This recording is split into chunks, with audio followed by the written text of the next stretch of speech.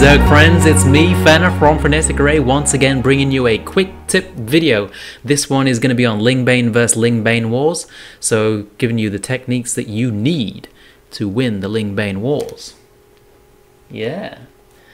Basically, a lot of people on my stream lately have been asking for a tip video on Ling Bane wars, so here it is, guys. And Isebi is the latest to ask, so big shout out to Isebi for pushing me to do this, and shout out to all my other stream viewers as well, because you're all awesome. But go ahead and check out the video, guys. Also, this is going to be a tip video, but you will need to practice this. Like, Ling Bane wars take a lot of practice and experience. It's not just about watching a video, consuming it, and then suddenly you are the master of Ling Bane wars. You're going to have to practice the hell out of this. That's what Ling Bane wars is all about. But check out the video, guys. These are some of the best techniques for improving your Ling Bane micro.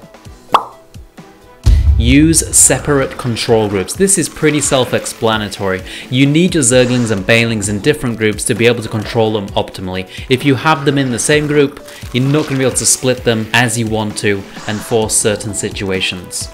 Move command Banelings. You need to use this when they're trying to pick off your Banelings with a small amount of Zerglings. When you're on move command, the Baneling will not detonate automatically as it would with attack move, which means that you can pick off their Zerglings with your Zerglings before your Baneling detonates.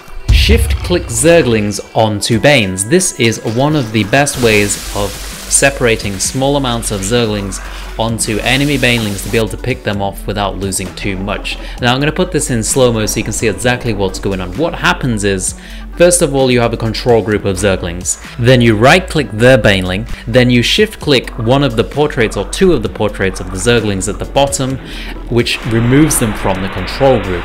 After that, you remake the control group. So say if it's on control 1, you press control 1, which remakes the control group without the Zerglings that you just took out, which means that those Zerglings will attack the Baneling, and then you move the rest of the Zerglings away from the Baneling, which means you've got two Zerglings on the Baneling forever, and you've remade your control group to allow you to micro around. Boxing Zerglings onto Bane. So this is similar to the shift click scenario, just a different kind of technique. It depends what you prefer. This can get a bit messy if your mouse precision isn't top notch. So basically what you do is you've got your pack of Zerglings, you grab a box around 2 or 3 and you move them onto the Baneling.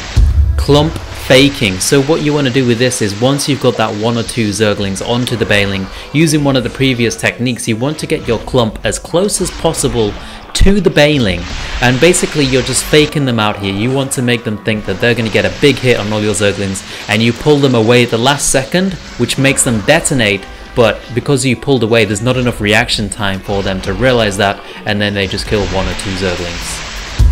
AI clump micro. So when you're in the defensive situation, you don't have as much time to shift click Zerglings onto Banelings or move Zerglings onto Banelings. So basically you let all your Zerglings attack naturally, you let the AI do the work, but what you do is you keep pulling back clumps as the Zerglings do attack, and then eventually one of their Banelings will explode on one of your Zerglings, but because you keep pulling back, they're not going to get a big clump. 2 Baneling groups. You want to split all of your Banelings up into groups of 2.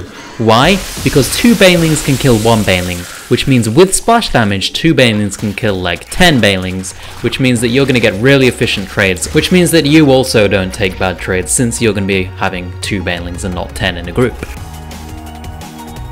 Lings.